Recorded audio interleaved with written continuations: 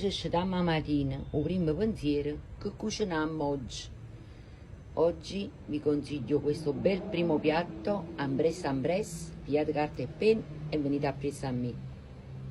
Una bella caccavella, quella là antiaderente, fate soffriggere una bella cipolla.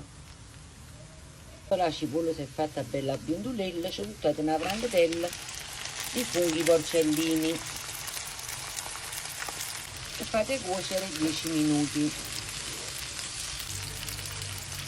Circa 10 minuti i funghi sono pronti e io li metto nel boccale perché dopo li andiamo a frullare. Stessa mesca francesca di olio e funghi e cipollina, ho tolto i funghi e adesso ci vado a mettere una bella salsiccia sbriciolata. Non so, ci facete voi a occhio. E la salsiccia si sta ruscando, io ci butto un po' di vino bianco, un po' me lo bevo, alla vostra salute,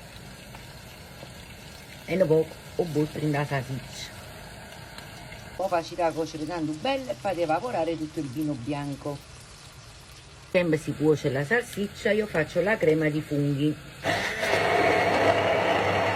La crema di funghi unisco un barattolino di panna e faccio una bella miscata. Qua che bella crema di funghi e panna.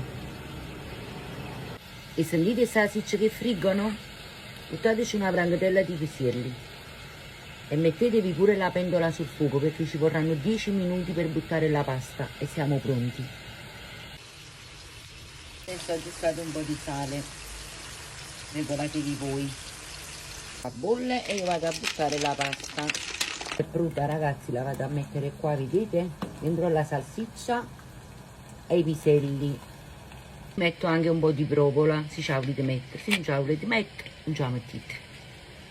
Adesso unisco la provola, mina di funghi che avevo preparato prima, una bella brancata di parmigiano, ecco qua, e poi andiamo a fare un misca francesca. Risulta un po' densa, aggiungete un cuppino di acqua, un mestolo di acqua di cottura della pasta, un mestolo e mezzo.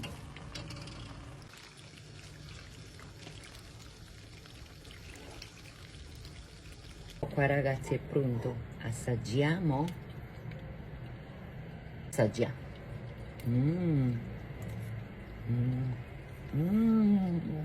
Mo buona giornata e buon appetito a tutti quanti.